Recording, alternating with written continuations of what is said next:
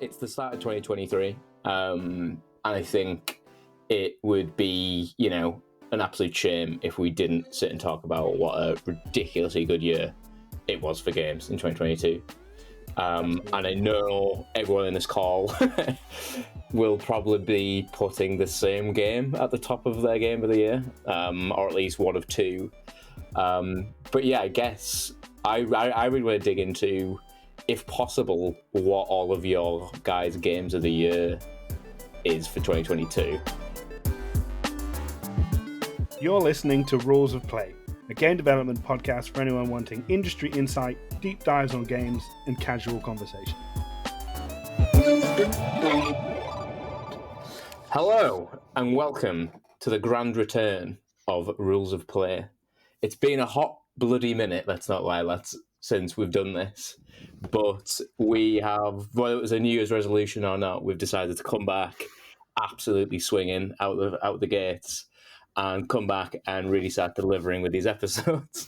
Fast forward to a year from now when we're having this speech again, but for the time being, we are back and we are here, to kind of kick this into overdrive and start 2023, which we'll get into that. It's 2023, with a bit of a bang. So, with that being said, how is everyone and what's new? It's clearly been a long time since we've done this. So, and by that I mean over a year and a bit now, I think. Long time. We have been like every other month or every month we've been like, we've got to start doing it again. We've got to start doing it again. But it's been wild time with COVID and everything. Like, we're now speaking from post-COVID times, so it's a completely different world. And yeah, we were all quite a lot busy. Released a couple of games, changed some companies. So it's been a big old journey for all of us. But I'm doing pretty good. We can see how people are doing first, and then we can do the re-intros to everything. So how you doing? That sounds great. Yeah. Adam, do you want to go? I'm doing all right. Released Devil in Me a few months ago. It was good. Apart from that, not really much change. Just playing games, making games. Apart from you look like some kind of like desert dwelling bounty hunter now. You've got poncho and long hair. Appearances have changed now. I've gone for the exact opposite look, where I am now. I took Matt's hair. Oh yeah, you have no hair now.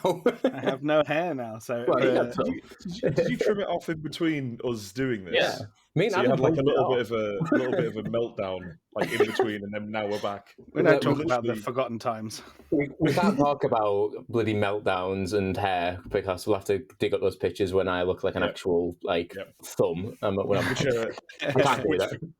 Which for people who are watching are on screen now. You do realise I'm going to flash that up for one frame in the edit. Yeah. Enjoy going back and trying to pause to find that one. Yeah. How have you been, Tom? Yeah, I've been all right, mate. Yeah, just as Adam mentioned, making games, playing games, doing a lot more writing. I'm trying to do a lot more writing at the moment. Get more of my narrative skills up. So yeah. Already managed to wrote. Fucking hell, I'm about to be a writer. Go and start there. Good start there. Already managed to write a small screenplay, so getting some feedback on that at the moment. So yeah, very nice. Good stuff. Small. It's very small. It's like 10 pages. It's not long. Hey, a screenplay's a screenplay, man. 10 pages more than I've wrote for my screenplay. So. I'm ahead. Squeaking ahead there. So yeah, other than me doing good, same thing, playing and making games. But I'm now no longer at Supermassive Games, who I sorely miss. But I'm now at London Studios. London Studios now. Good job, starting the podcast strong there. There's a lot of studios in London, Matthew. Yeah, which one? PlayStation London Studios. Nailed it. Got it in there first time. But yeah, I'm now there now and loving it. So senior gameplay designer, title change and all of that. But yeah, before that, released The Quarry, which was amazing. Loved that game, and it came out to awesome success. So I was really happy with that. So it's been a really good. So it's been a wild year, really, and I've changed location and hairstyle, so everything's changed basically. The only thing that's consistent is the mustache, or a metamorphosis, if you will. I didn't have that written down, I swear. I But yeah, I'll cross that off the script.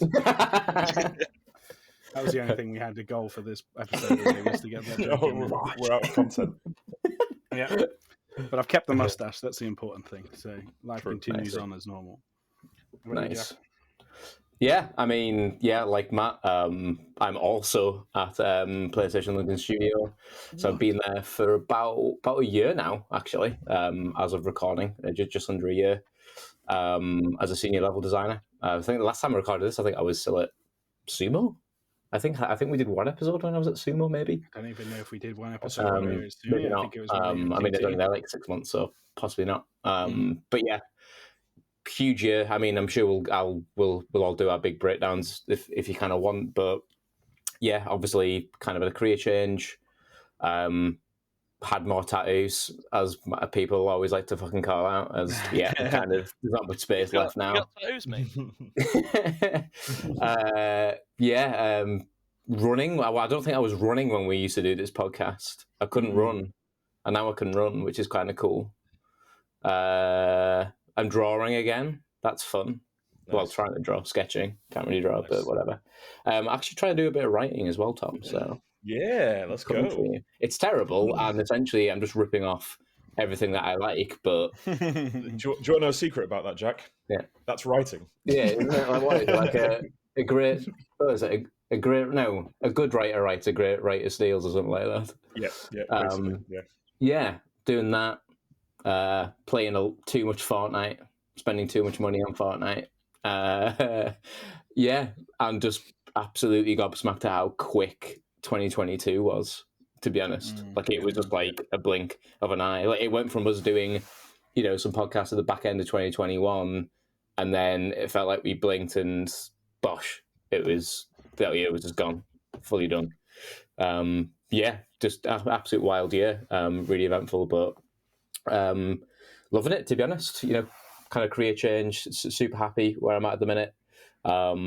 Personal life, probably the most stable it's been in a long time.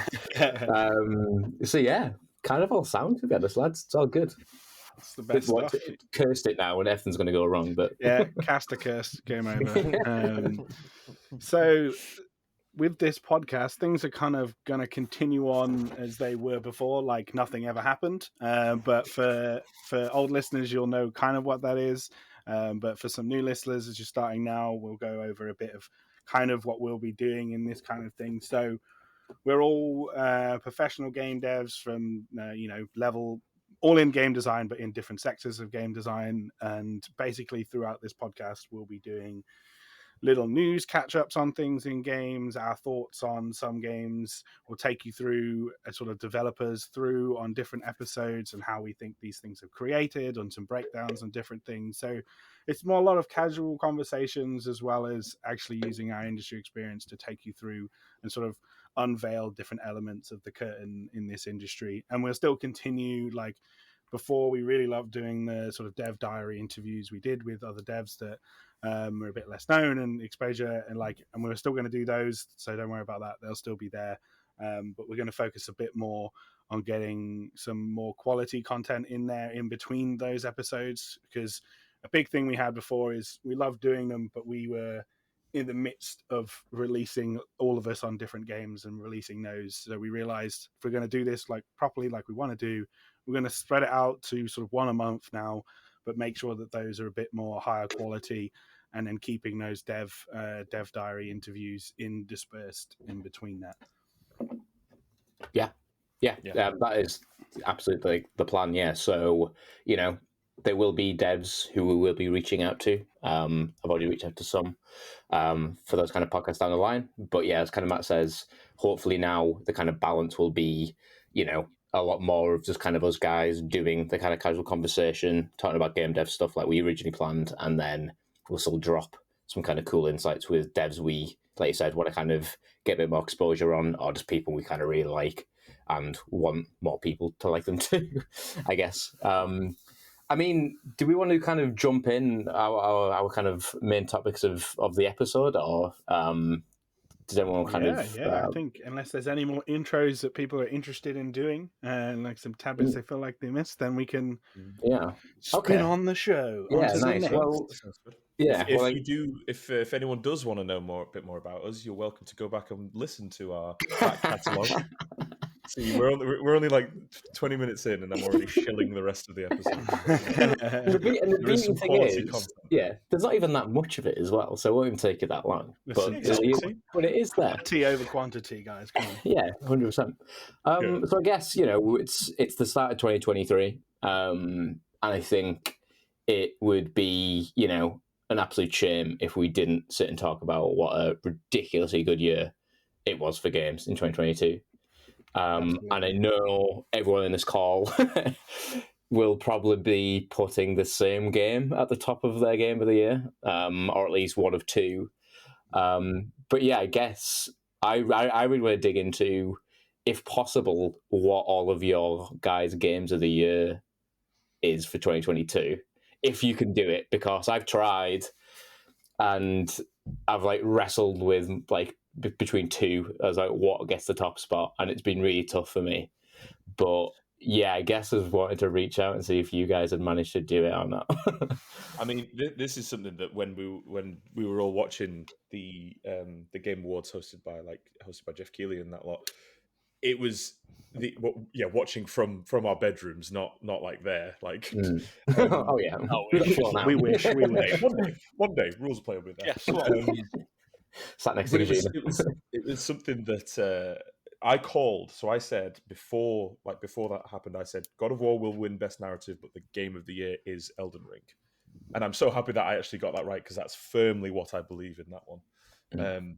I mean, everyone knew that Elden Ring was gonna do well and sweep loads of stuff this past year, and I'm so happy that it has. I think it is the one thing that I wanted to talk about was just how you can have a game that has been hyped for so long and not only deliver on that hype, but almost exceed it in a way and make everyone happy who has been waiting for that for so long is such an incredible feat. But you know what? I agree with exactly what you said, but not only does it make everyone who is excited for it happy, it made people who weren't even fans of Dark Souls or Souls, the Souls genre in general, it made numbers. If you look at it, it's I don't have the data to hand or anything, but if you look at the numbers it did on Twitch and stuff, the crowds of people it was pulling in for this game was astronomical compared to what Souls games. I'm not saying they don't get numbers anyway, but compared to other them, it was a huge cultural moment almost of everyone knowing what Elden Ring was. It was bizarre. It was very interesting where you had this this almost this mix of people coming together, the veteran Souls fans, all of us playing it, and for what I would say the first time going to people who haven't played these type of games before and going, no, actually, you probably could play Elden Ring, and I think you'd really enjoy it. Yeah. With other ones, you'd have to be oh, you want to play Dark Souls? Oh, okay, well, here's some tips on what you should be doing, how you should approach it. Whereas with Elden Ring, it's no, just play it. You'll be fine. That was totally one of the biggest things I was going to say with it. I won't get into my list because we're still just talking about Elden Ring, but it was one of the first, not the first, I didn't join the Soul series until Dark Souls 2, because the first trailer for it, I was oh my god, this is amazing. But even then 2 and 3, it was still relatively niche-ish. I think 3 and then Bloodborne was on, it was it's quite mainstream. But this one was really mainstream, and it was one of the ones where a lot of people were able to sit there and go through it and play it. My dad played it. My dad went and finished Elden Ring. So it's That's really sick. Come up and done that. And I think it's a lot of people that especially were specifically worried about getting into a Souls-like, and were well, it's kind of open world, and there's a lot more options. They still made it very, very hard, obviously, but there was a lot more options for accessibility in there, I think. Well, it's interesting using. I try to avoid using the word accessibility, because obviously that is a completely different meaning with our stuff. But it was definitely the most approachable of the Souls games. I was about to say it. It's definitely the most approachable Souls game they've made. But saying that, it's still like something that I think the magic of it, which to me anyway, is the reason why I think it captured so many people, especially like what you said, like people who weren't fans of the genre or like haven't played a game of that scope in like maybe since like like back in the day of like playing like a PS2 game or something. Like I think it felt that everyone was like discovering stuff and telling people like, oh, you need to do this and get this weapon there, and like I haven't experienced that in so long that it generally felt like a bit of like a throwback, like to a generation that I didn't think we could have again, just because like the nature of the internet and how someone does something, there's a YouTube tutorial straight away, and that probably did exist. Don't get me wrong, but to me, like there was word of mouth with Elden Ring. It was people being like, "Oh my god, like you haven't found that thing in like that swamp yet," or whatever. It was like, "What? Like you think you can go there? Like, oh yeah, this is where like Dung Eater is." It's like, what? Who's he? And like people like find out they miss like, Dung Eater. yeah, like, Sorry. Yeah. Oh yeah, we haven't all done the. but yeah, like it just felt like you were uncovering stuff and finding out you were missing content. And it was like, what? And the game just kept getting like bigger than you thought it was. And I haven't experienced anything like that in so long, like a long time. Yeah, speaking about the map, the way they approached the map system and things like that was like the way actually not only did the fog of war lift, but the actual frame itself got bigger and bigger. Really added. It was a great design decision to do that, because it really added to that feeling of, oh my god, this game is huge. Yeah, because you felt like so much bigger. Yeah, you felt like you were getting somewhere, and then it was like, here's the extra bit. You hit like Leonia, and you're like, oh my god, there's all this stuff to the north. And I know that there's that horrible red place called Caelid on the east. Mate, I got stuck there in my first like 2 hours of the game when it first came out. I got put in a chest, like magically transported there. I was just fighting these awful like bug fellas who were like mining crystals. I was like, get me out of here, because I was like massively underleveled, obviously. And just got lost in this awful red swamp area. Like, how do I escape? You realize you can just fast travel back to like a bonfire. I was like, oh, I'm so thick. I'm so thick. That was literally the same thing that happened to me. Got free out of the area, realized I couldn't beat the tree sentinel guy, so I was just like running around. Didn't even get like the bell summoning or the horse for like ages, and then like just accidentally teleported myself to Caelid. Oh god! And I found like I didn't even find the physic until like 7 hours into the game. And I was like, oh shit, there's another pot. Like what? It's incredible how everyone like had their own story that sounds like that, but different. Slightly, yeah. Totally, slightly different. Yeah, I think that was because I know when they announced it was like open world and they had like a map and stuff and waypoints, and people were like, oh no, like it's too casual now. It's not going to be like Dark Souls.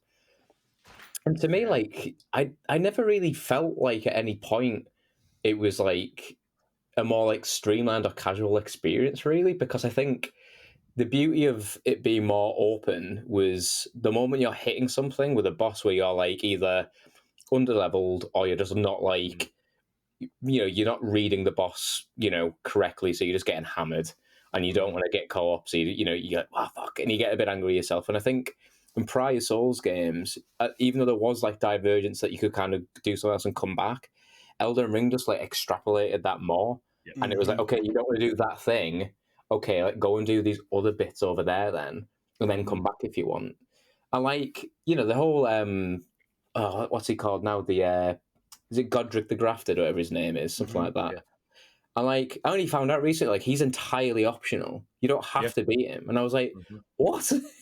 What? Like, you don't have to. You only have to get a certain amount of the shards of the Great Rune in order to actually progress. And there's a whole other section that leads you around Stormvale Castle. Leads into Leonia. You can skip all of that stuff. Yeah. And it's like, what? And it's just like, it feels insane that there's so much like breadth to the game, but at the same time, there's like these little like, purposely designed fractures within it that once you know what you're doing, you can just blitz through it. And I just think that's absolutely wonderful, like that they've designed it with this in mind, like to feel so expansive, but to funnel you through if you really like learn what you're doing. It's insane. Yeah, really had that. Sorry, Matt, go on. It's all right, go for it. You go for it, man. It was just talking about like those like fractures, as you said.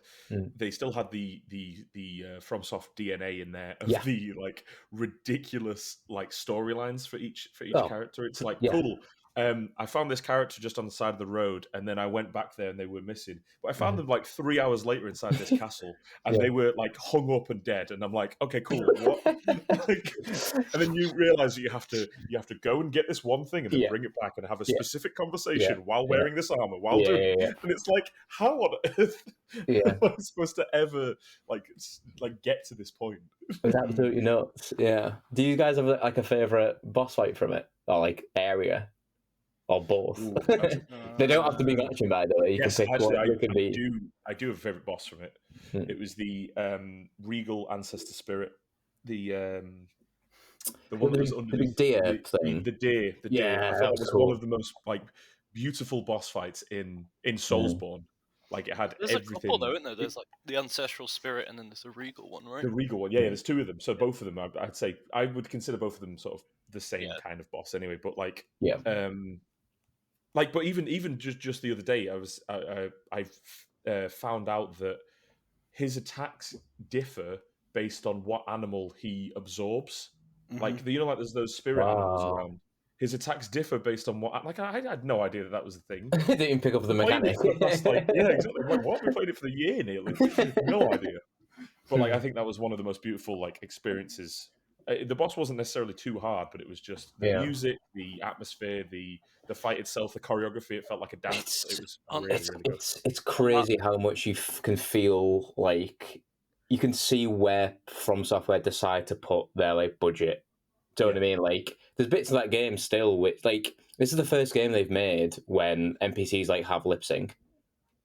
Do you know what I mean? But it still looks passable, but like only just. But then when it comes to like their boss combat, and like you said, those big crazy creatures are made, it's just like industry leading type stuff. Just absolutely insane. It's wild. There's another really good visual one is Renala. Renala, That whole boss arena just looks stunning, and she throws fucking moon at you. Yeah, I remember you playing that. I remember you playing that and being like, "Oh, I've been attacked by the moon." I'm like, what? I'm like, where are you? I think mine was definitely Rykard, just because don't talk to me about like Rykard, the man. cutscene, and then he'd summon like the death skulls everywhere. I was like, this is the most insanely epic thing I've like. Two points on Rykard, right? The cutscene you said, sorry, already. Like just when he reveals himself, like as inside, like pulls that bloody dirty sword out of his mouth. Like, come on, who isn't getting just? Oh Christ, it's so good. Second of all, sorry, is my favorite post boss line of all time from any game ever, not just Souls. Is when you kill him and he mouths off to you like whispers, and he says, "A serpent." Never really dies or never truly dies. Haunted me for weeks. Like that line was in my head. And lastly about Rykard was the bit that I don't think many people knew. But if you go back to that boss arena, his like kind of servant, the kind of lady who runs the manor, if you go back to the boss fight, you can just find her like devouring his corpse and like crying and stuff. It's horrible. She's like eating his flesh. Like, what is going on? Stood there with that big awful like bodyguard, WWE bodyguard that she's got next to him. Like, what are you doing? Horrible. I remember that. I remember going back and seeing that, and it was just it's crazy. A shout out to the voice actor as well for Rykard, because, like you say, the delivery of those is so good, especially for like. It was. I imagine it was so easy to go like, "Oh, he's a serpent. Let's do like a lot of." Like he sounds like bloody from Harry Potter or something. Yeah, he went in such a different direction with it. I don't know whether that was direction by the voice of the performance director or whatever, but incredible. I literally went and rewatched that cutscene because I could like hear it. I could hear the voice line in my head. And I was like, "Oh, I gotta go watch the cutscene." So good, man. So good. Yeah, it's so sick. I mean, that one's definitely up there for all of us. So we might as well tackle the other beast before we get into any of our like unsung games that we really liked last year. So obviously the other one is God of War, which I'm actually still playing. I haven't finished yet, which is very Oh, How have you not finished it? No spoilers in this chat, then. So no spoilies. We should talk about spoilers anyway. But I'm just gonna come I'm out sure and say I cried like a bitch at the end of that game. I cried like a baby. Yeah, I don't know why I haven't finished it yet. It's the same thing I always do, where I'll have something happen in my life where I'll be like, because I was just rinsing it, and then I had something happen in my life, and I'll just like not play it for like a week, and then I just really struggle to get back into games after that. But I'll finish it. I'll finish as a promise to the audience. I will finish it by end of February. So it'll be just big words. Randomly quote in my opinions of it. But I mean, can't wait to start one of the later episodes with that promise, and then just we go into it going, so Matt, have you finished God of War yet? Spoiler, he did not. But I mean, I played quite a lot of it anyway. I did put in a good like 30, 40 hours into it, so I'm pretty near the end, I think. But I mean, you know, it's God of War. Like, it's one of those few games where I can be like, it's just that. Like, it's amazing. And there's so much fluidity in everything that you do, and I loved. For me, it's got some things that I don't like about it so much, but when the combat is really clicking, it just feels amazing, and especially when like you do like the berserker battles and like the big boss battles and or like the challenge arenas. For me, that's when that game like really shines. And like the narrative is amazing, and like all the storytelling that you have and the way that they present it through different elements of gameplay, I love. But that for me is where the game like really shines. Outside of that stuff is where you'd have these like specific combat scenarios which aren't so much just about like different enemies because this is the part of the story kind of the thing, whereas it's like this has got you got to match up, you've got to work out all your skills and then go against all of that stuff, and it's like, oh god, that's when it like clicks real good for me. The berserker fights. Those berserker fights, like absolute fair play to the combat team. I guess was every person kind of responsible for that at Santa Monica, but like they had big boots to fill with the kind of Valkyrie fights from the first game, and like everything in this sequel, I would say they're probably taken worse. and they're just harder.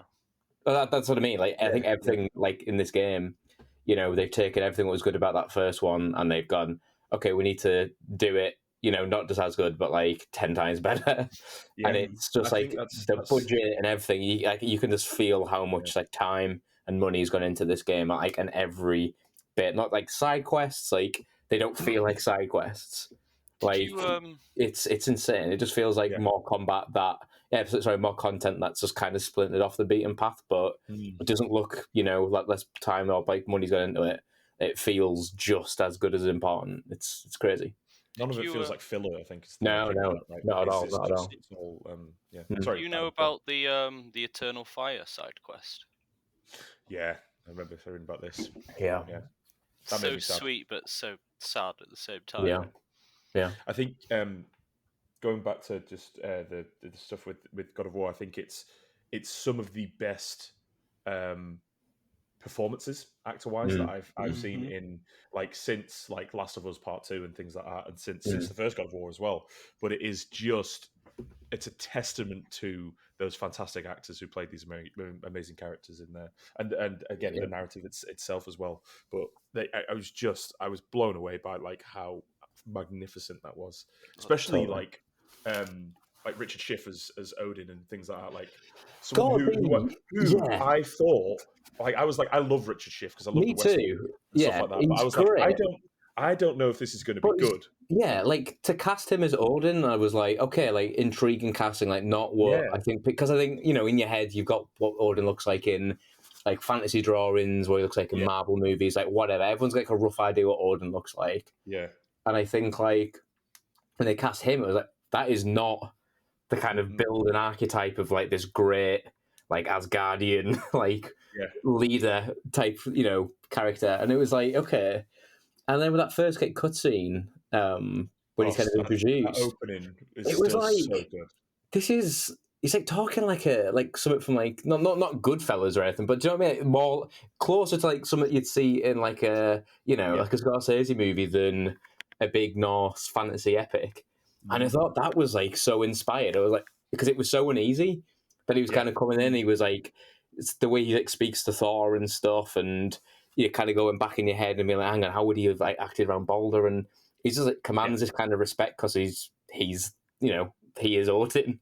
And I thought, his like delivery was so like not like understated. I can't really articulate the word, but like, it didn't need to be like grandiose and like you know, saying big like lofty dialogue. He was like just kind of speaking almost like I said, like a bit like a Scorsese character.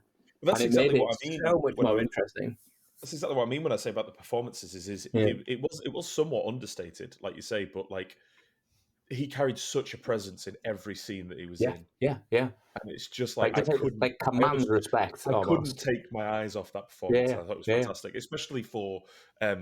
I think this is his first foray into games. I think, as far as I'm aware, I mean, so just to do that and to get in that mindset of that character while doing motion capture and facial capture and all that stuff is so because I know how difficult that can be for some actors to get into. Of course, working where we are and stuff. It's just it is really really good. Yeah, I think that's like down to like just not just like good actors. That's like it's a great direction as well. So I think I think with the kind of jump that you saw with something like the first Last of Us game like back in 2013, of like seeing like there's that really famous clip from like the making of documentary where like Neil Druckmann's getting like Troy Baker to do like the death scene and over again. I think that came up on my TikTok recently. Really? So good. Like I think they did like, was it like 15, 20 takes or something? And they say like, then I think we got it. Him to come back. Yeah, he's like, okay, nice. And the next day he's like, we need to do that scene again. And like Troy, obviously at the time, like he was kind of like I mean, he probably does have a bit of an ego still now, but like I think at the time he was like, I'm nailing this. I'm acting what you're doing. And he was kind of the saying like, like Neil needed it to be a certain way, and he saw it, and he was like, "That's the sign of a great director." And I think, like, to me, that's kind of maybe led away. And I don't know if it's just like a kind of single player, like big budget thing or not, but I think you're seeing, these kind of developers who are definitely leaning more into those things of like learning what it is to direct and like learning kind of to step into those shoes and go, okay, like we're getting given great actors here, but great actors aren't great without a great director who's like selling them this vision and getting out of them exactly what they need. Like you don't realize until you're there, like how important that is. Like, and this is something that I've been very, very fortunate in that I've recently been able to do some performance direction on some mocap shoots. Sick. And it is just, I mean, I was shitting myself the entire time. If you kind of develop such a rapport with like these actors, I was working with them for about a month and a half. But you develop such a rapport with them, and I think that's so important when you're doing that, is because you know when they're trying to do something that is not natural to them almost. Yes. Yeah. You're watching them and you're going, you like, it's not necessarily something that I want. It's just I know you can do it differently, and that doesn't. And this is just purely out of my first foray into it. But it was it's something you don't really you can see when a professional does it, like Druckmann or Eric Williams or Corey Barlog or anyone we're just talking about, when they do it, and if anyone is lucky enough to see that, it's like they are so naturally good at that because they've been doing it for so long, or because they're. It's just you instantly can connect with the actor on such a level that is like, no, I can sense, even though you don't know, I know that it's something different that you want to do. It's a super interesting thing as well now that games are getting more and more of these sort of acceptance from like Hollywood and these better professional and like big actors and things. That if you don't know, like mocap studio stuff for games is very different from like it's similar to kind of green screen stuff, but it's also very different because in those sort of environments you'll at least have some kind of understanding of where you are in the world and maybe have some props and things, whereas a lot of the time there's nothing in front of you. There's like you're just acting, and there's no like you're not really acting to a camera most of the time either. So you're just sort of ethereally acting in this nothing environment covered in ball, like a skin tight suit and like balls all over it, and you're just like you trying just to get do like serious scenes when you just look like you've run through like some kind of like craft shop, and you've got like felt and bloody everything ping over pong it. balls. Yeah, exactly. And there's so many different things that need to be done in games, especially with audio recordings outside of mocap and stuff. You need to like repeat a bunch of lines. You need to do it for every single scenario. So it's like it's much different to sort of film recordings. And some of the like bigger scenes, like you'll see in The Last of Us and things, they'll be quite similar to film things, but it's very different environment. So it's super cool to see that kind of stuff coming into games and getting that kind of content. I love that point you kind of said there about the idea of not performing to a camera as well, because I think like that is something obviously you can have it in mind when you're shooting, like if it was like for an actual cinematic, maybe you can kind of block that out with like an animatic before and get a rough thing. But I think the beauty of it is that you could do it on a shoot, and because you're just capturing 360 degrees of all this capture, you might see something happen what an actor just kind of improvises or tries.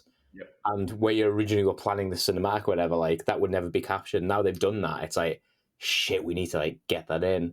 And that'll completely change that kind of process of what that looks at the end result. And I think that's like lovely, because I think that's like the real juice of like cool creative ideas come from. Like in my opinion, is that you can set off to have the best, this is how it is, here's the blueprint, we're not diverging from this, and then something just happens and it sprouts as a little cool idea, and it's cool, like maybe we can reshoot that again, but like we'll lean into that stuff a bit more, and just kind of naturally finding those like threads to keep pulling on. I think that's like you say, that's something that the best directors sort of thrive in, rather than like, it's not necessarily about, oh, this is my vision and I know exactly how it's going to go. It's here's a start point and end point. We need to hit these beats. Let's play around a little bit and see what we can come up with. Oh, this isn't working. That's fine. Let's do something else. And keeping it sort of, and then like you say, sort of honing in on those moments that are like, that's it. That's the moment right there. Let's do that again with that in mind, and then you end up with something that is incredible. Yeah, it's working some cool stuff, man. I'm gonna reel us back into what we were saying before, so I'll go for, no, it's good stuff. Go into some other games outside of the big two that were there last year. So one of them, my favorite I'll list off a bunch and then I'll go into that one. So I thought Stray, I really enjoyed Stray, a little cute little like cat game thing that really wasn't that cute. It had some, but like it was really, really good. I really liked that game. That made me cry as well.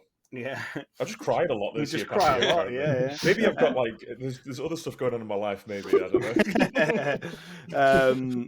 I think Sifu was like a super interesting take on sort of a fighting game thing. Rock solid. Couldn't finish it. Loved it though. I think it's some super like satisfying stuff. I liked Metal Hellsinger, which was like this like Doom rhythm game that was like came out of nowhere, and I really, really enjoyed that one. And then for me, like a big one I've been really enjoying was Citizen Sleeper, which was this like cyberpunk narrative adventure game, and I just really loved how the whole thing of it is you're on this like transport ship world, and you're trying to junk a world, and you're like I don't know cyberpunk lore that much, but you've like woken up as a different body and you're trying to like escape off this thing before this bounty hunter comes and kills you. But there's so many ways you can like interact with the world and stat yourself differently to do different paths, and you can get off the ship in so many different ways. But the story feels really dynamic, and like once you go down one way, it like cuts you off another way, and you only get, I think it was 5 actions in a day, and you have to like you roll these every morning. You roll these dice. And some of them like guarantee you a good option, some of them are like really like guarantee like a bad option, and some of them are like 50-50. And you just have, and it's like, oh god, I need to go fix this thing so that I can make money, so that I can help this guy, so that because they've got a problem with their kid and I want to help them, but also at the same time I need to go make amends with this guy so that he can get me a ticket on this like transport ship that's like leaving in 2 weeks. So it's super interesting, and I really enjoyed it. I really think anyone should play it. I like thoroughly enjoyed that game a lot. Nice. Yeah, that's been on my list for a while. To be fair, it's one that I've been very interested in. One that I really enjoyed this year. Wait, did it come out this year? Did it come out last year? Sorry, did it come out last year or early this year? Did Pentiment come out this? You know, the one from No, it was last Obsidian? year. No, it was last year. Yes, it was last year. I can talk about it. Nice. But that's one I only just played at the beginning of this year. But I'm still going to count it as last year's one. And that, for me, was one that was... I don't know if any of you guys have played it. I haven't played it. I've seen it. I haven't done a deep dive in it or anything though. But I've kind of watched it from a distance, so to speak. It was really, really interesting. It was it's a medieval murder mystery, essentially. Like it's set in this village in the medieval times, and one of the minor spoilers here because for the start of the game that's fine. One of the characters gets murdered, and you have to try and figure out who it is.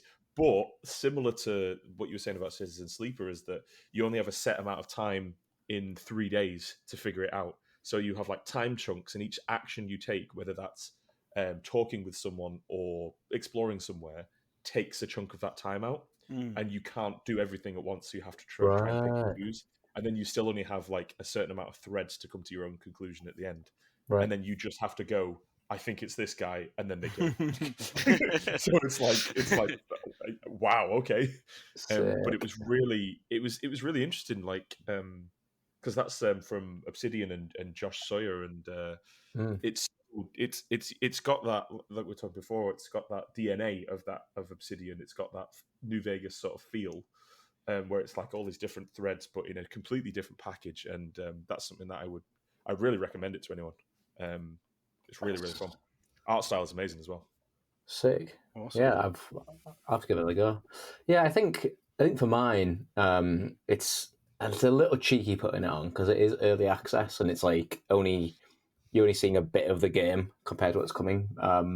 But Gloomwood is probably on mine. I think I've probably talked about this on prior episodes. But for those who aren't aware, it's kind of like a Thief spiritual successor, but with more with survival horror kind of mixed in. So kind of a bit like Resi 4 DNA injected into it. And it's only maybe the first couple hours of the game that you can play right now. But I absolutely adored it. It's lived up to exactly what I've been following its development for so long. And it's just everything from its level design to its overall kind of throwback aesthetic that it's kind of got going on. The kind of enemy voice lines just feel just that that nostalgic way that NPCs used to sound and stuff. And just the kind of what was that noise? Yeah, just that type of stuff. But they're all these horrible kind of witch doctor looking fellas, but they've all got these awful what was that noise? And it's just brilliant. But yeah, it's so good to play a game where it's very rare that you get even in the AAA space a good immersive sim, and to play one that is getting built by originally one guy. I think there's a few other people from I'm trying to remember the company now. Who, pardon? New Blood Interactive, yeah. Who there was a few people kind of helping out with it now. So I think the team's probably somewhere in the 5 to 6, maybe even less. But to play a game like that where you can just it's just say yes to the player at every angle. Do you want to fill your limited inventory with wheels of cheese? Okay, you can do that. I'm okay. You can shoot your shotgun, and the actual shells that come out of the shotgun, you can pick them up and throw them to distract NPCs and stuff. It's just everything that you think you can kind of do, they've kind of accounted for it in some way. And to me, that's so rare you get that in, like I said, in a fully budget game nowadays. Never mind in, a really small budget, small team. So yeah, I'm probably going to put that on it as well for mine, because I just think it's great to finally play it more than anything. And yeah, I'm super hyped to kind of play the rest of it when hopefully it'll kind of start shipping this year. That's so good. I'll have to try that out for sure. It's great stuff. Yeah, I played the demo, I think, back when it first came out. But I've not played the early access build yet. It's good. Sure one, Adam. Mine is probably Vampire Survivors. Nice. I'm still to play it. I haven't played it yet. Yeah, it's interesting that it's a roguelike shoot 'em up, but the only kind of action you do is move, and it's bullet hell in that so you'll start off with an ability, and every ability just auto fires. Oh, okay. And the more you kill enemies, they'll drop XP, and then you'll get more. And there's a 30-minute time limit where the waves just get more increasingly harder. And then after that, death comes and kills you, and you have to start again. And there's like 120 achievements to get, like 50 different characters to find, weapon evolution. It's so in depth for what it is. Nice. And the mobile version's free. Oh wow! I didn't even know it was on Nice. mobile. I assumed it was on Steam. Oh, sick. No, it's on Steam for like £4, and the DLC came out for it maybe a month ago, and that's like £1. It is like nothing, and it is worth probably like if you just need a game to just sit and play for like 30 minutes, it's probably pretty perfect to play. Nice. I'm kind of hoping a Switch port comes out. Yeah, I was about to say it sounds like perfect for Switch. Yeah, totally. Nice. Awesome. Cool. Well, I guess I don't think we've got a definitive answer, but I kind of feel like we're leaning towards Elden Ring. With all that said, I'm favorite game from last year. Yeah. It was probably Elden Ring. I hate I to never just finished it, so It's unfair. Like, it is. It was a great year. Like across the board, there was so many games knocking it out of the park. My one gripe with Elden Ring, and my only one, is that game is too big.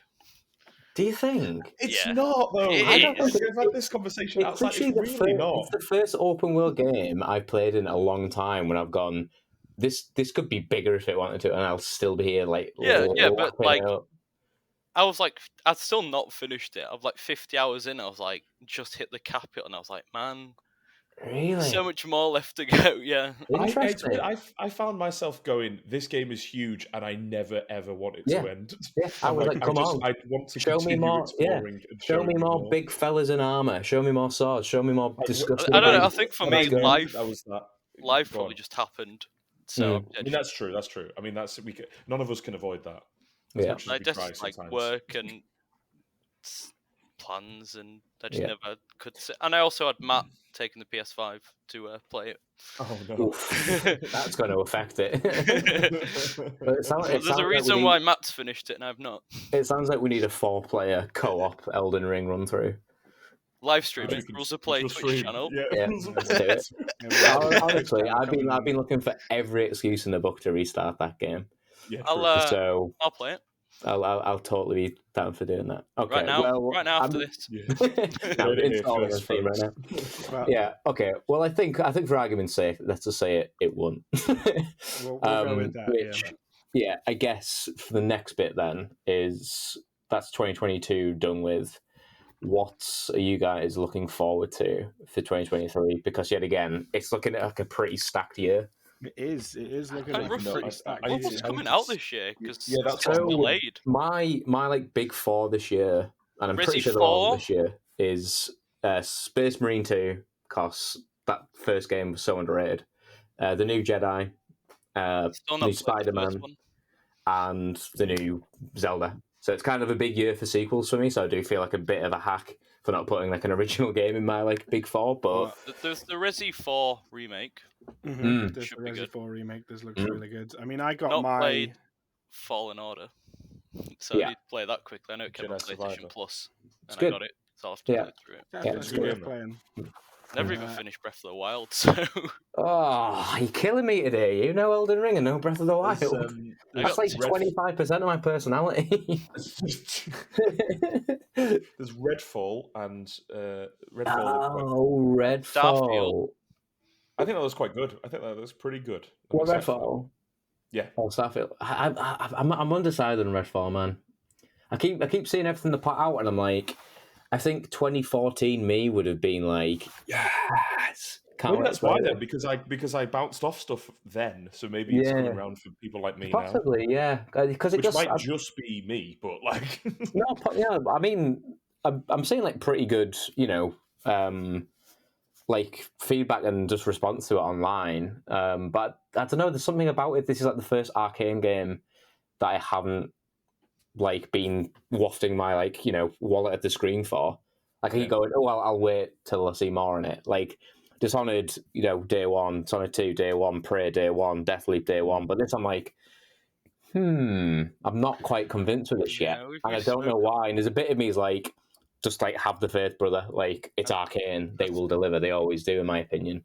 Yeah, But because we I spoke don't know. about it quite Not a sure. bit, haven't we, Jack? Hmm. Like, there's just something about it that just it kind of looks generic in its Yeah, and gameplay in a lot of times, and like I think the only way I'd use generic is because the high bar that Arcane have set for themselves. they're always like so outlandish in their like Yeah. mechanics that this just Exactly, yeah. Because it looks objectively fun, in my opinion. Like the mechanics and everything, the shooting, all the different abilities, the co-op stuff. I'm like, this looks right up my alley. I played the living crap out of this, but I'm don't know. I'm just sat there like, is this gonna kind of have that thing like I said before, like, the kind of immersive? I know it's not an immersive sim. It's like a shooter, like form, like primarily. But I'm like that yes to the player like mentality that immersive sims have, and by extension Arcane as a studio have. I'm like, is that going to be present in this thing now? Because that, to me, it's like, is it Arcane? Is it an Arcane game without that? And I guess we probably shouldn't be too pigeonholed into what that studio's allowed to make. They should be able to do cool new stuff and try new bits out. And I think you saw that with Deathloop, like it was more of a shooter than an immersive sim, I guess. I love Deathloop. Deathloop's fun. But yeah, I don't know. Like, I need someone to like sit me down and give me like the 5 reasons to be hyped for Redfall, I guess. Because before I'm fully on board. I want to play it, and I want to do it co-op, but I don't know if it'll be fun because I'm playing it co-op. Because co-op with most games make them fun. Yeah, I'm enjoying the game itself. I know what you mean. Yeah, it's kind of hard to like play something with like honest critical goggles on sometimes, isn't it? When... Like Phasmophobia, you can play solo, but why would you? When you can play it? Well, no, it's terrifying. That would be horrible. You know what I mean? It's like you can play it solo, but why would you? Yeah, the only reason why I play Phasmophobia co-op is to stop me being scared. Because when I've got you lot just on the radio, just being like, oh, like in the background, I'm like, oh, this is all right. Have you got any wood sticks? I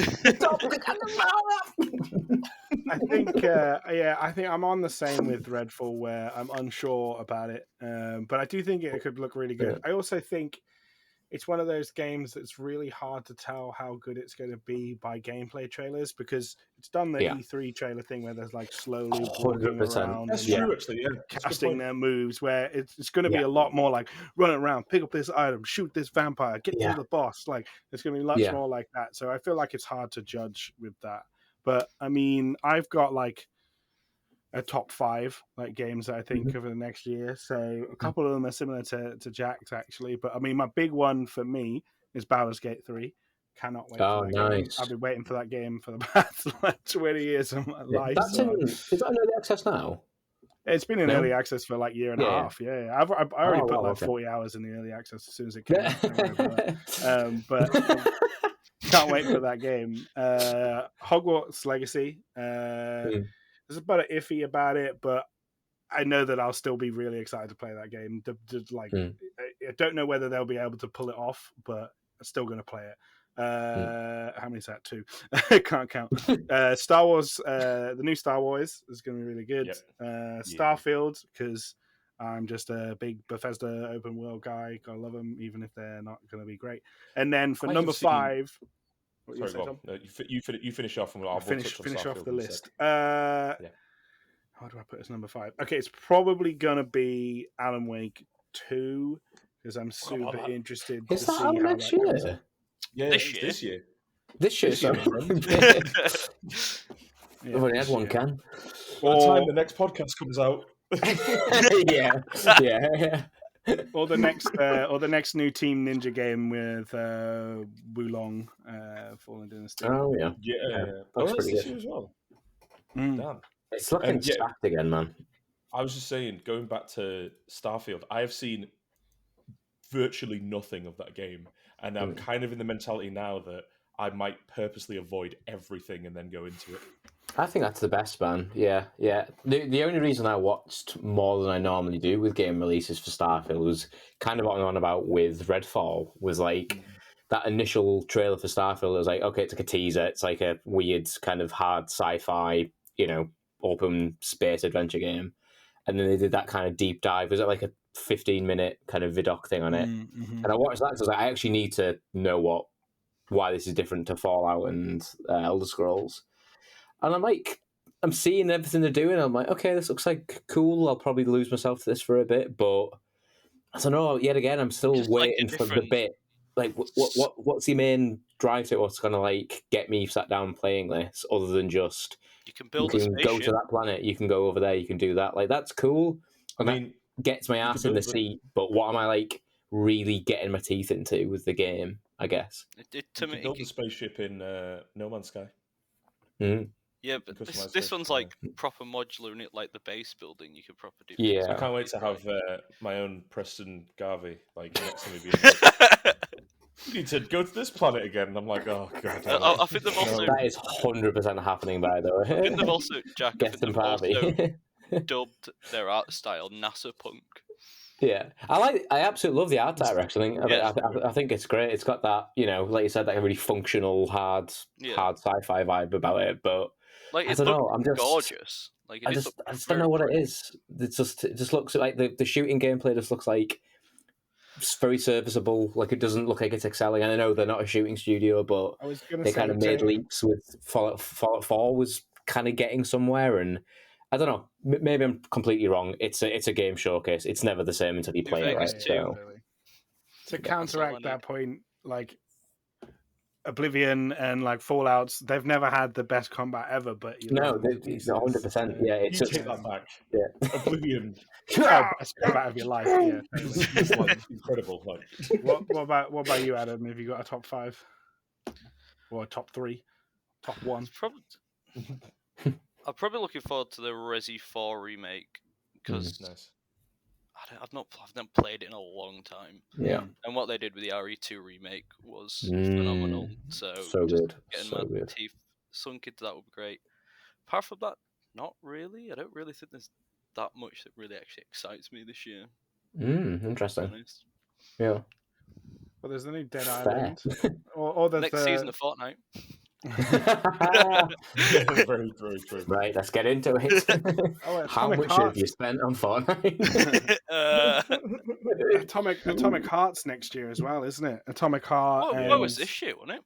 I think that's out That's really this year. soon. Really This soon. year. That's out You mean year. this year? Yeah, Yeah, this you year. say next. 2023, You said- Matthew. You said next I said year. next year. Yeah, I'm not used to it being 2023 yet. That's, Yeah, obviously, you can tell. There's been 30 days of it. We should be by now. Sorry. Did, No, did, very did Ken Levine's new game get a release? Oh, yeah, that actually looks pretty sick. Yeah, and that I'm looked glad that's great. finally out. I can't remember the name of it for the life of me at the minute, but that looks Ghost pretty Story good. Games, isn't it? Yeah. I think That that's looked this good. year, Yeah, though. because that looked great. But I don't know if it's this year or next year. No, I'm well, not sure if there's a date do on some it or not. research, Adam. We'll pass it off on to Tom while you do some research. Tom, you got some games I'm for this on. year? I think I'm just looking up a list, obviously, because I can't maintain knowledge myself. I'm really looking forward to Spider-Man 2. Yeah. The Insomniac one. I absolutely adored the first one, and actually I adored Miles Morales. I think more. I think they've love just- Miles I Morales, think man. they've just got better and better with each one, so I'm really looking forward to this one. Yeah, and plus it's gonna have Venom in it, man. By that, like, just judging by that trailer. So Yeah, exactly Come on. right. And They I reveal had the Venom, minute don't I they? saw that Yeah. at the end of the trailer, they do, don't they? Yeah, because he's Yeah. in the back like Eddie. For some reason, I flashed back to. Did you guys ever play? Was it called like Ultimate Spider-Man? yes, the kind of cell shaded remember PS2 one. The cell shaded. And you could play as Venom. Play as Venom. Yes, Do you I got that think vibe, and I was like, so Because- good. because it's Peter Parker and Miles Morales, do you think they might do co-op? I don't know, but that I would be don't think wild. so. that would be good. Like, That if it would was like be an optional, like, tap in when you want to thing, Yeah. that would be wild. Oh, That would be sick. Do it like Dark Souls multiplayer where Yeah, like, yeah. like someone just pops in as Miles Morales halfway That through the would be game. sick. I Just thought you popped in. meant more like.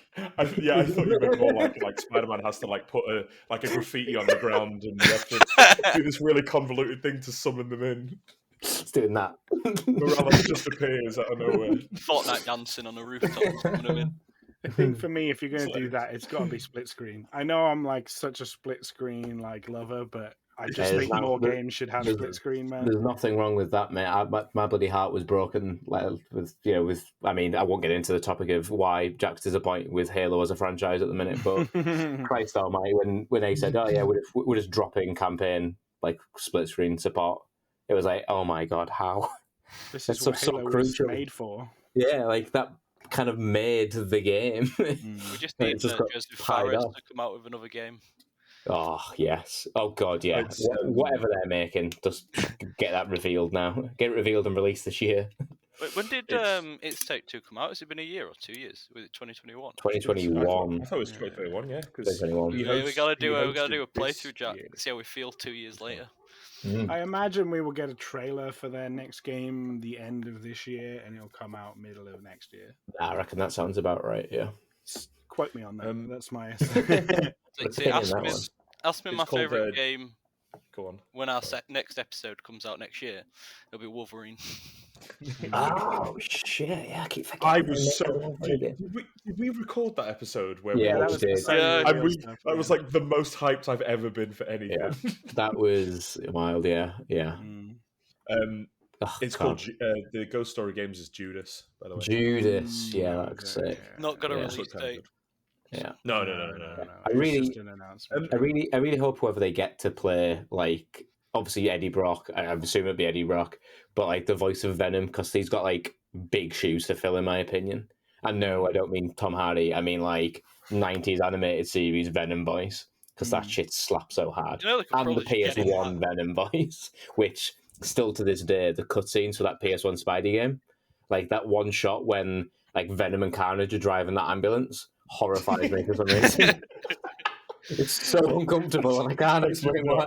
I do not remember. Is that the that. one It's where like they're both in it, and it's like they're kind of like in like rough silhouettes, and they kind of drive off like the tongue's like that- waved in the air. Is that the It's PS1? horrible. Is that the It's PS1 just one where after you beat Rhino, and he gets like put into an ambulance or something, I think. is that like- the one where it's Carnage Ock at the end as well? Yeah, Chases you through the building. That used to terrify Monster me. Ock, I think Yeah. is his name, isn't it? Well, before we go into a massive Spider-Verse spiral, Sorry, uh, yeah. have you got anything for? You've already done yours, haven't you, Jack? Or have you not done yours yet? I think I did 4. I couldn't really think of a 5th, but I don't know. I was only- going to say Space Marine as well. We're really excited. Yes, for that, Space Marines in 100%. I can't wait for that game. Like that. I want to touch on something a little bit. Sorry. Yeah, Sorry, go Jack. for it, man. I go for it. It's less just because we're speaking about ones that we're looking forward to. I want to quickly touch on one that came out of nowhere, and it's just been really good. And that's my Hi-Fi God. Rush. Yes, please. Yes. That came out of nowhere, and everything I've seen from it has been, oh my God, this game is incredible. I can't believe that was under wraps and there was no announcement of being like, because what a gamble for one, for like being like, okay, it's Tango, like who just don't make those type of games. So it was like, okay, that's huge. And it was like not just a combat game, it was like it's not horror, it's a combat game, but like a rhythm combat game. Like a super stylized like aesthetic to it. And it was like, how, what, why, how? Yeah.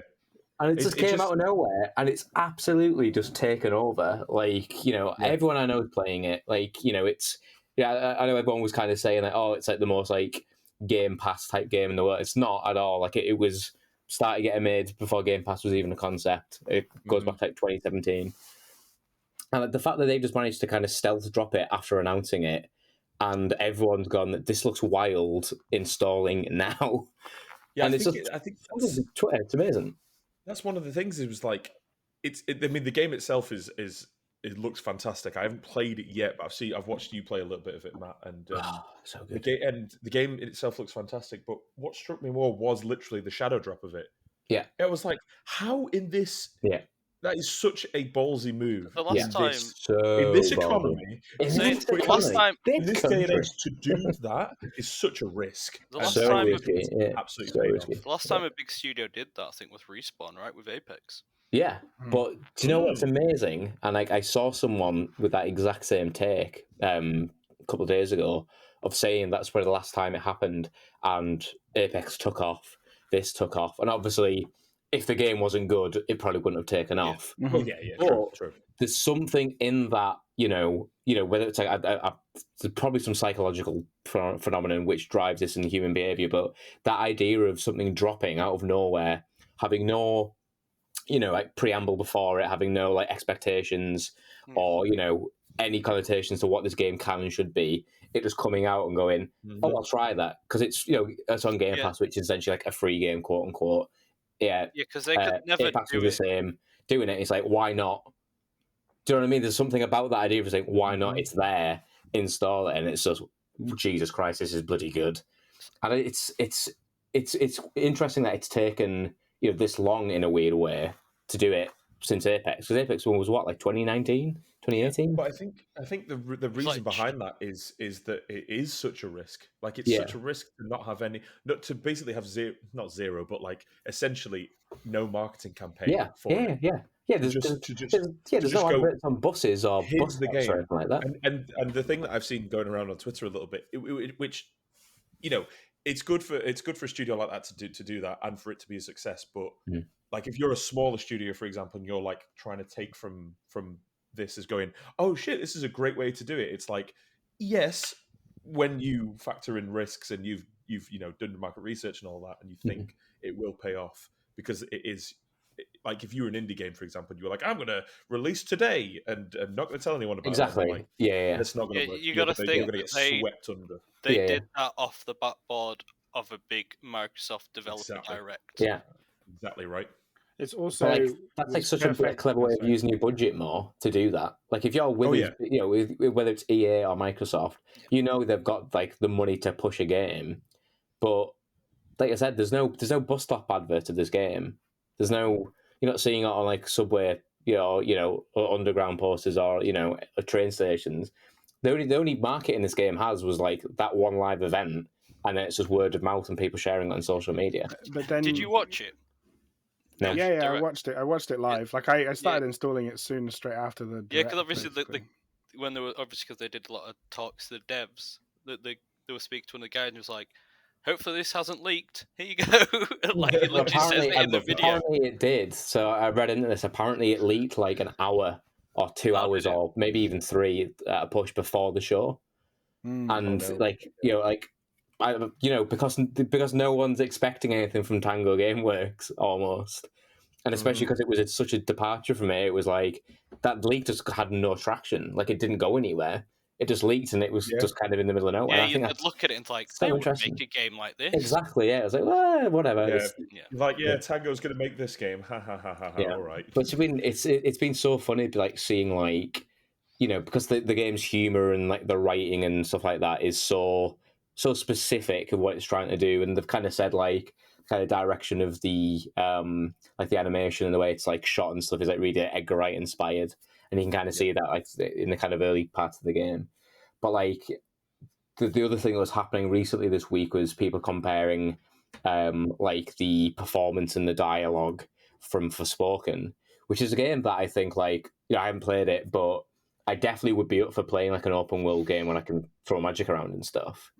But like that game's just been getting absolutely like crushed on by people being like, oh, this is terrible writing, it's so cringy, it's like MCU, Joss Whedon stuff. But then, like, I think that Hi-Fi Rush is doing something not too dissimilar, but just like it's walking it so easily because the tone, at least in the visuals, maybe kind of syncs up to what the kind of actual fantasy of the game is.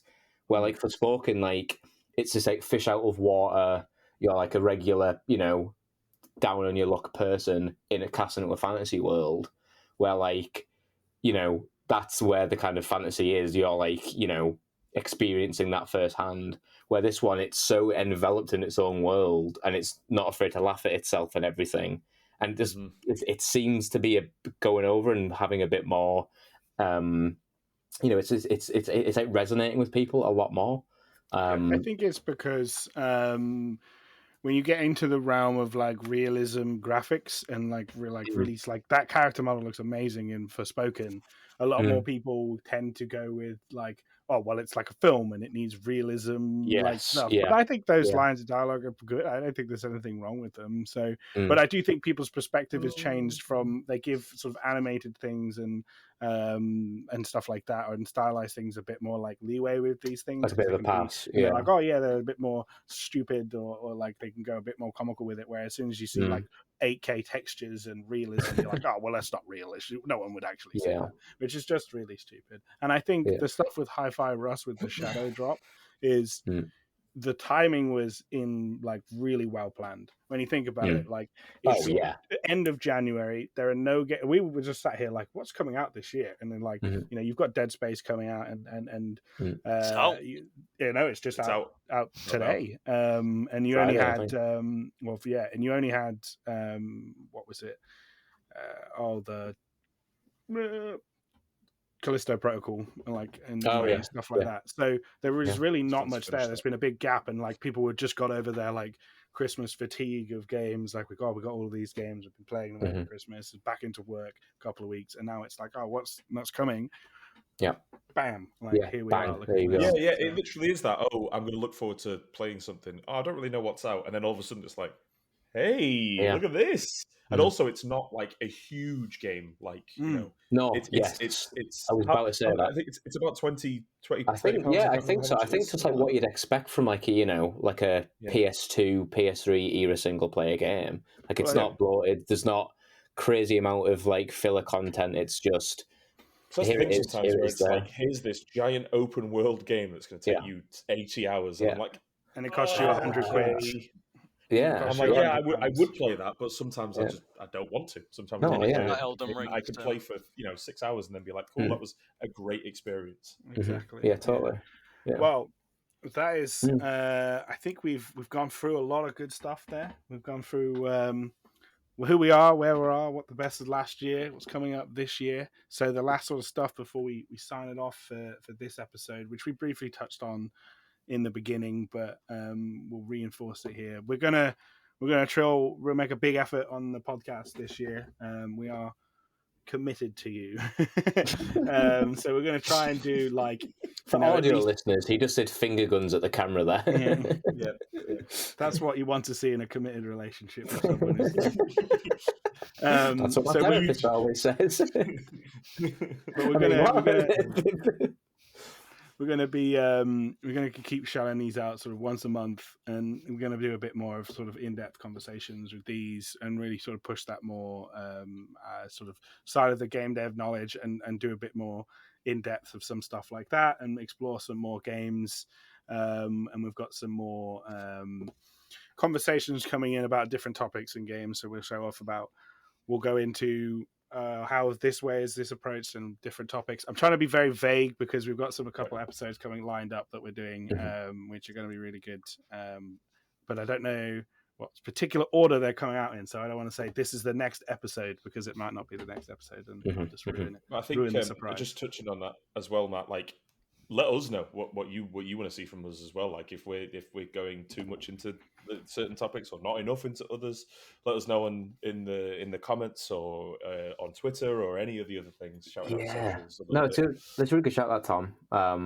Because recently I did my first like kind of networking game dev event for the first time like since pre-COVID times, and I forgot how good it was just to sit and talk to people and like their journeys and are they in the industry yet? They're still trying to get in the industry yet? Like what discipline are they in? Stuff like that. So I think, once you're in the industry for long enough, you kind of forget like how tough it is to kind of get in and what questions to ask and what you should be doing and what shouldn't you be doing and all that palaver. So yeah, I think if there is, aspiring developers out there who are kind of looking for their big break, or students who are at university and they're kind of wrapping up their studies and what's next for them.